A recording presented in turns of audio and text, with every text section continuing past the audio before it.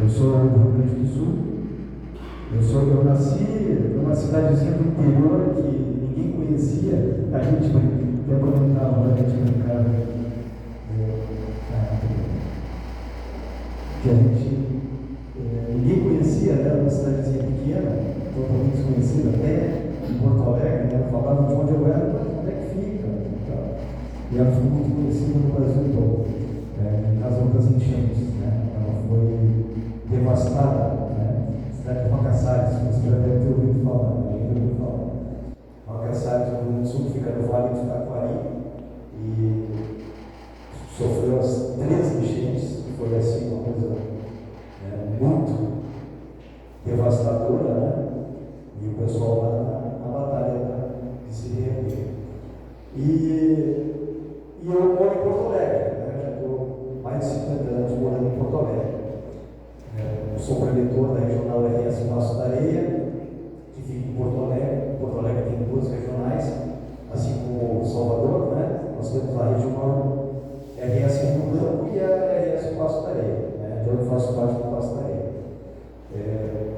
Já há um bom tempo, né? Eu conheci a Centioria em 1980, quando meu irmão ele sofreu um acidente de carro na época, e ele foi fazer o tratamento em Santos, aqui no litoral paulista, né? Foi fazer o tratamento porque ele estava praticamente tetraplégico, né? Não conseguia se mexer, não conseguia se virar na cama. E ele veio fazer esse tratamento em Santos. E lá, entre tantos religiosos que visitam os hospitais, tinha um casal da Centioria que visitava o meu irmão e levava revistas, levava livros, enfim. E aí, quando ele voltou para Porto Alegre, em 1980, então que eu tive acesso aos livros, às revistas, mas ali eu era piazinho, né? Um guri, e não entendia bem aquilo. Eu olhava o livro, sei bem disso, sei bem disso, e a revista Sentedora, as revistinhas Sentedora. Mas me chamou a atenção, que para quem não sabe, sei bem no gisso, que eu dizia era sei bem no Tissot, que era o livro A Coleção da Verdade da Vida. Então, quando eu me deparei, me chamou a atenção, quando eu me deparei com um caderno, que ele trouxe todo preenchido, que ele preencheu, de muito obrigado, todas as linhas muito obrigado, que eu nem me chamou a atenção mesmo. Porque eu já disse, cara, tá louco. Todas as linhas, todas as páginas, né? Muito obrigado.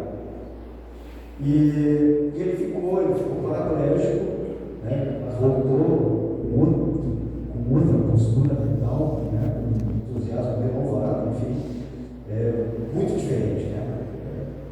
Com vontade de realmente progredir.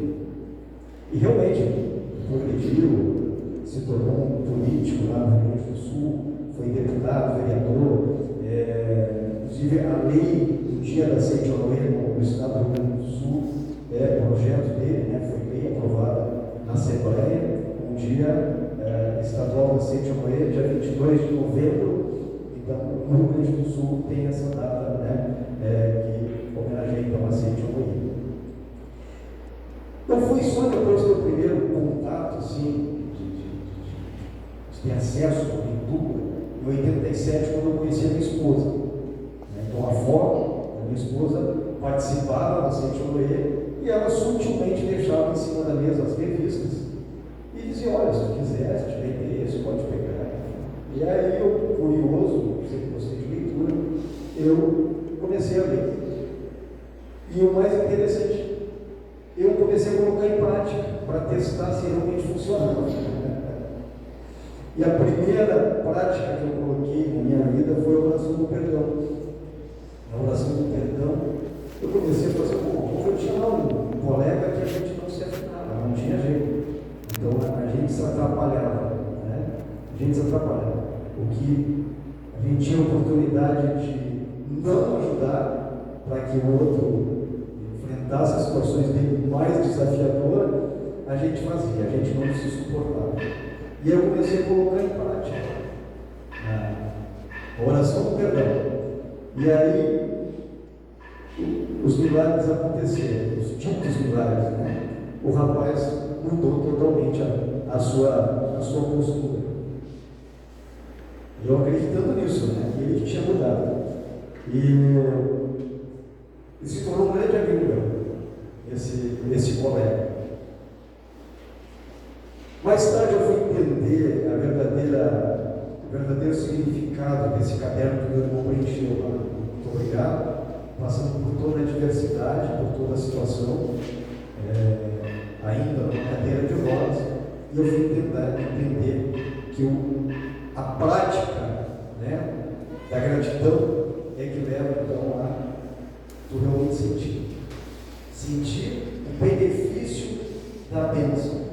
Mas primeiro tem que colocar em prática. Primeiro tem que realmente, né, treinar, movimento, o tempo todo. E aí foi realmente o que aconteceu. Que eu vi, assim, na minha frente, né, uma verdadeira experiência do que aconteceu.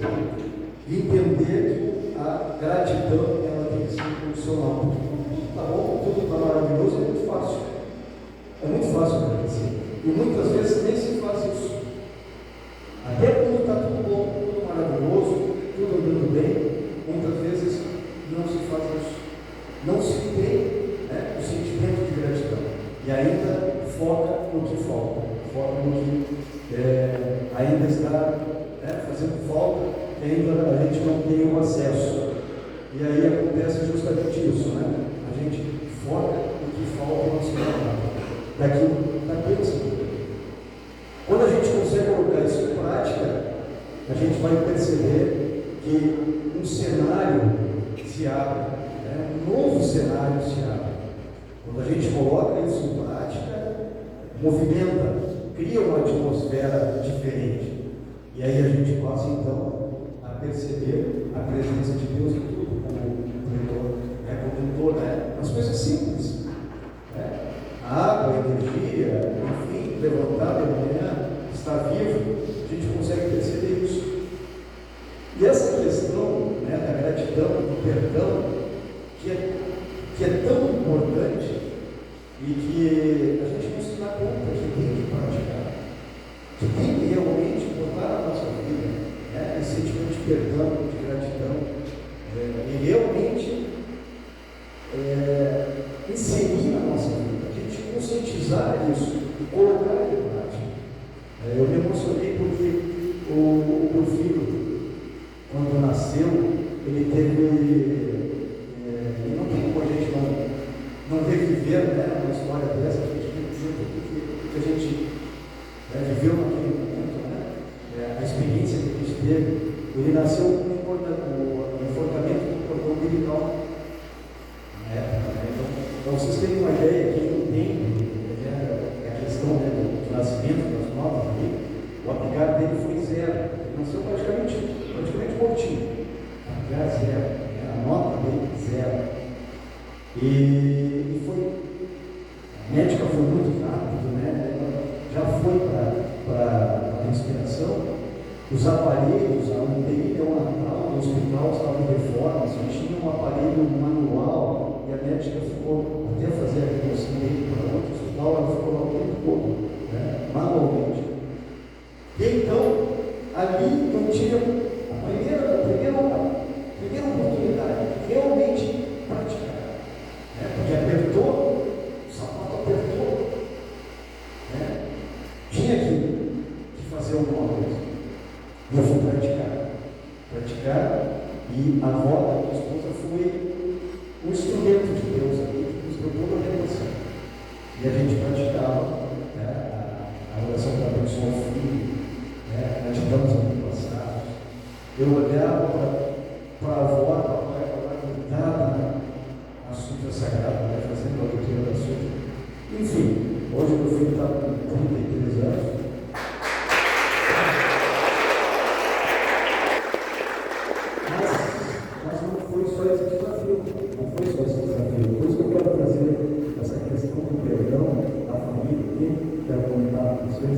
Porque esse livro aqui, professor Chico Caio, ele nos traz. Esse livro aqui é um livro, vamos dizer assim, um livro um manual de como conduzir a família, como viver na família, como orientar a família, como sentir o amor da família. É um livro assim que realmente ele toca, porque são experiências que ele compartilha conosco aqui para nos dar uma aula, para nos dar uma orientação de como viver esse instrumento importante que é a família. A forma melhor da gente conviver, da gente aceitar, da gente compartilhar a família como presente de Deus, como um bem maior, Então ele diz aqui, sua casa é o lugar mais decisivo para a sua evolução espiritual. Está na página 22. É o lugar mais decisivo para a sua evolução espiritual. Por quê? O que conta ali, que é esse lugar decisivo para a sua evolução espiritual? Porque é o dia a dia, é a convivência, as adversidades, as situações desafiadoras. Mas como é que é a minha postura ali? Eu aceito, eu reclamo, eu critico, eu me revolto. O que eu posso fazer? Então é interessante um encontro como esse para a gente conversar, para a gente trocar uma experiência. E eu confesso com vocês que fazendo um estudo desse tema aqui, nossa, eu já li várias vezes esse livro, já li para palestras, inclusive, mas como é importante, parece que a gente nunca, aquela história, a gente nunca entra no rio pela segunda vez, sempre é a primeira vez, porque ele sempre muda, nunca mais é a mesma água, e nós também não somos os mesmos. E assim é o livro, nunca vai ser pela primeira vez, pela segunda vez, sempre vai ser pela primeira vez, porque já mudou, a gente vai ter uma outra percepção, porque nós mudamos. E ele diz aqui,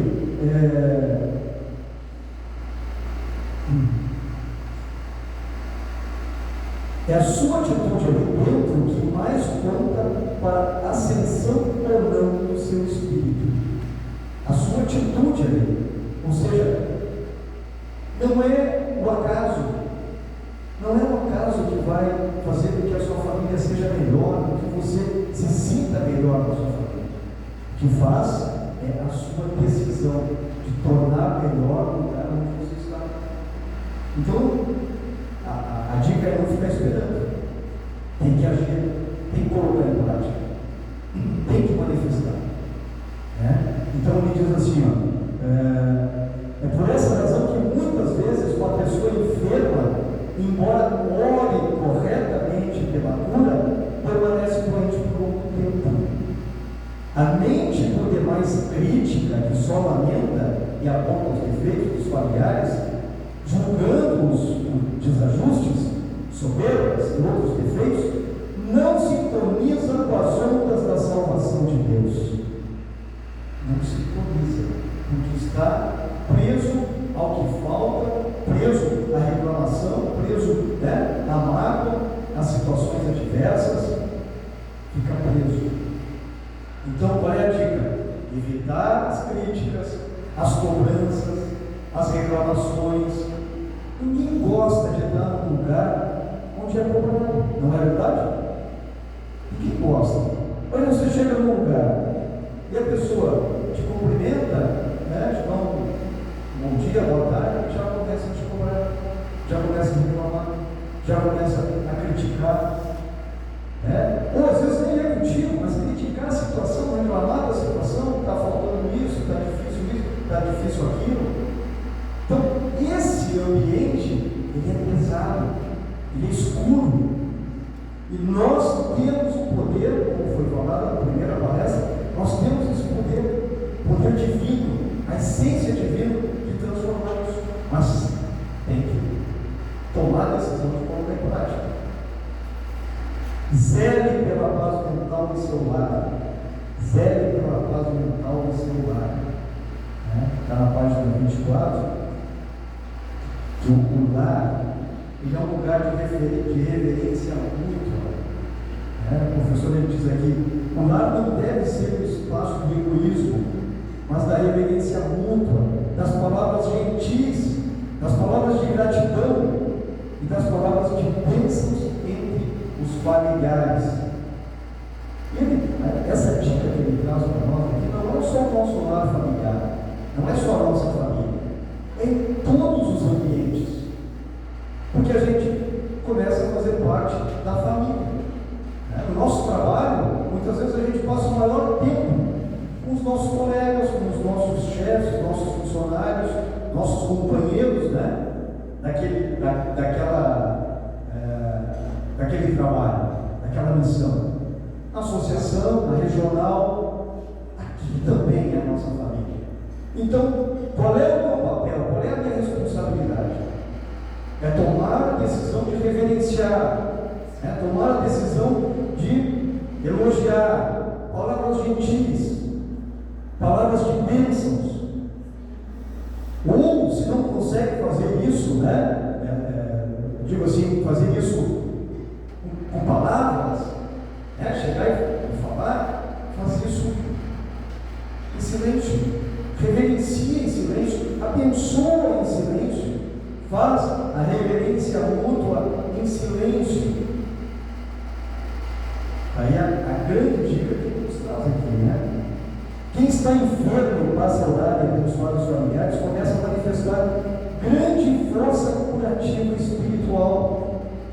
Então, quando as vibrações positivas elas tomam lugar das mágoas, das queixas, das tristezas, olha só, quando as vibrações positivas tomam lugar, ou seja, expulsam essas vibrações negativas de queixa, de reclamação, de cobrança, as coisas vão se começam a manifestar as coisas boas. E ele diz aqui: é natural que a saúde, originalmente dada a todos por Deus, manifeste-se para todos os membros da família. Ele não está falando só da saúde física, não tem nenhum familiar doente, mas às vezes a tristeza, a queixa, a mágoa é doença, a carência no bolso é doença. E quando se coloca isso em prática, naturalmente as coisas começam a ir sobre começam a manifestar as situações positivas. Ele diz aqui sobre essa, está na página 24 aqui: zele pela paz mental em seu lar. Filhos, esposo ou esposa, não gostam de voltar para lugares carregados de vibrações negativas. Nós não gostamos. Ninguém gosta. E se a gente não gosta, é natural que a gente pense no outro, que a gente seja empático e pense que o outro não gosta também. Então, a minha atitude, se é de cobrança, se é essa atitude carregada de vibração negativa, eu tenho que fazer a mudança e não esperar que venha de fora. Eu tenho que tomar a decisão. Então, zele pela paz mental em seu lar, ou seja, é realmente colocar a vibração do amor de Deus em prática, não deixar no fundo da gaveta, não deixar embaixo do balcão, embaixo da mesa, colocar em prática mesmo. É realmente reverenciar, agradecer, como diz, pode ser em silêncio, pode ser, mas faz isso, não deixa de fazer. Aqui um ponto maravilhoso que evitar o vitimismo, ele fala aqui de evitar esse vitimismo. O que é evitar o vitimismo? É se achar que é vítima, se achar que está cansado, que não tem tempo, que é tudo difícil. O reclamão, ele é uma eterna vítima. Ou essa vítima é um eterno reclamão. Ele é vítima de tudo. Não consegue ser feliz porque Tem culpado em tudo que é lugar.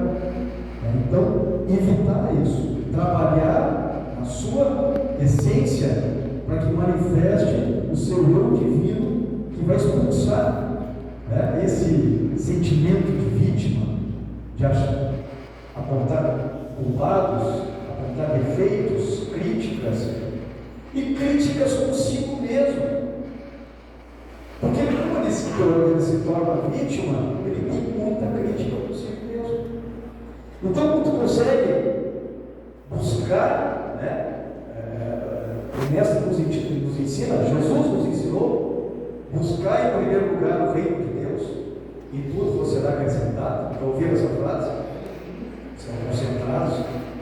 Já ouviram, né? Sim. E o mestre vem nos orientar a respeito dessa frase. Buscar em primeiro lugar o reino de Deus, e tudo você será acrescentado. Ele quer dizer que não precisa encontrar o reino de Deus. Porque o reino de Deus está onde? E as pessoas buscam fora esse reino de Deus. Se esse reino de Deus está dentro de nós, faz uma busca. É na busca constante. Por que nós realizamos a meditação Shisokan? Por que nós oramos? Por que nós realizamos a leitura de Sutra? Por que nós praticamos a caridade, o bem, o amor? Por quê? Porque nós estamos buscando o reino de Deus. É na busca que a gente é feliz. É no caminho que a gente é feliz. Não é no topo da montanha, não é quando a gente almeja lá no objetivo e que vai ser feliz quando chegar. Essa felicidade tem que ser na busca, tem que ser na caminhada, na jornada. Eu vou encerrar com um pequeno relato, em razão dessa questão do perdão, da gratidão, e que me tocou esse relato da nossa amiga, em relação à família e filho. Mas vejam só que é a prática mesmo. Lá em 2011, o meu filho, então, sofreu, teve um surto psicótico. Ele serviu o quartel, ele terminou o quartel, começou a faculdade, e lá pelas tantas apagou. Simplesmente ele saiu de casa, foi para a faculdade e desapareceu. Desapareceu, passamos a noite toda procurando, apavorado. Ele tinha 18 ou 19 anos. E foi um terror, foi um pavor. Resumindo, ele ficou 20 dias na ala psiquiátrica no hospital lá. E ele ficou internado por esses 20 dias.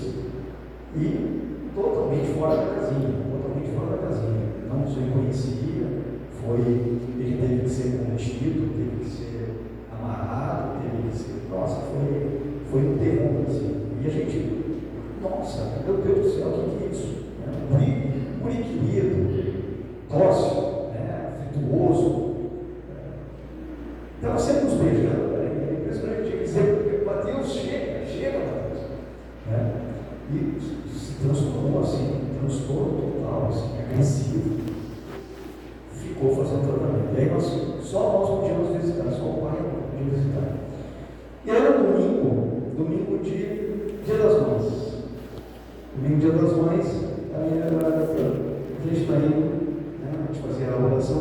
Mas antes desse domingo dia das Mães, a gente foi na sexta, no sábado, nós conversamos com uma preletora lá da Reunião Pastaria, que era muito nosso amigo, muito querido. Eu a considero saudosa, já está no espiritual, a considero a minha mãe espiritual. Ela nos orientou. Vocês façam oração do perdão. Façam oração do perdão para vocês, frente a frente. E para ele, façam oração. Depois, façam a oração, a leitura da sua passagem. Mas façam a oração do perdão primeiro. Frente a frente. Segurem as mãos um do outro e façam a oração do perdão. E para ele.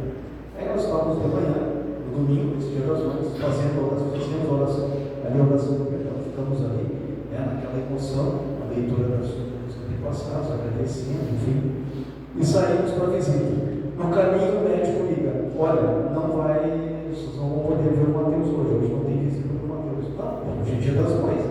A minha esposa: não, eu vou ver de qualquer jeito. Não, ele teve um surto e não vai poder. Teve alguma situação, bom, a gente vai conversar. Nós chegamos lá, o médico nos chamou, fomos conversar numa sala, e aí ele falou o que tinha acontecido. Ele começou a não falar coisa com coisa, não falar coisa com coisa, e aquela repetição, e tá, mas o que ele falava? Que horas é isso? Tal hora. E o que ele falava? Era muito repetitivo. Perdão, pai, perdão, mãe, perdão, pai, perdão, mãe, perdão, pai, perdão, mãe, perdão, pai, perdão, mãe, perdão, pai. No horário que nós estávamos fazendo a oração de perdão.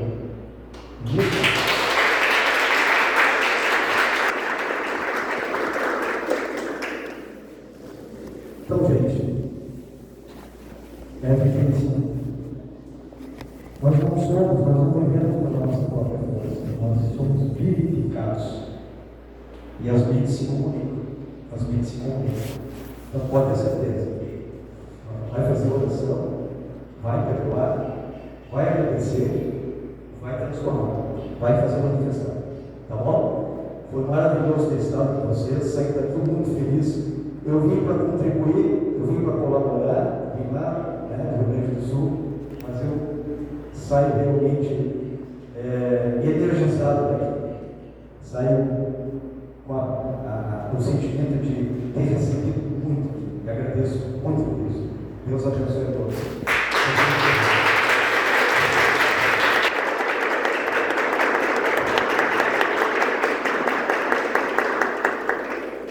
Obrigado.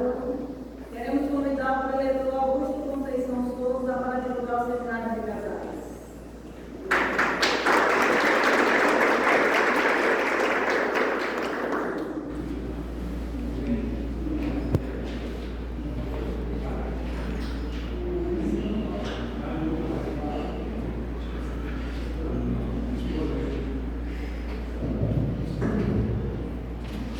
Senhoras e senhores jovens, bom dia! Bom dia! Obrigado! Bom dia!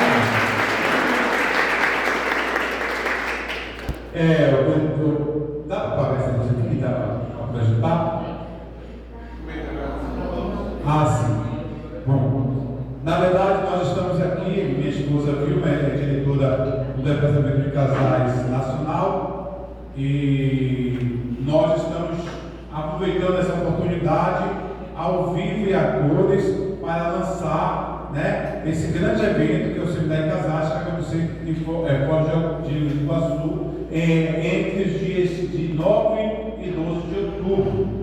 Então, um seminário que nós fazemos a cada 2 anos, aconteceu no ano retrasado, e a gente vai para a gente conhecer a doutrina, viver a doutrina em casais, fazer a renovação de votos e ainda curtir um ambiente turístico que é Foz de Iguaçu. Nós fizemos o ano retrasado, o último evento foi em Maceió, não foi, Vilma? E o anterior fizemos lá em Santa Catarina, só alegria, o diretor estava até lá em Santa Catarina. E hoje nós estamos fazendo, de 9 a 12 de outubro, em Foz de Iguaçu, com toda uma programação religiosa, doutrinária, e com toda a programação de passeios para vivenciar esse Filho de Deus, essa família casal. Minha esposa, que fala muito bem, vai falar.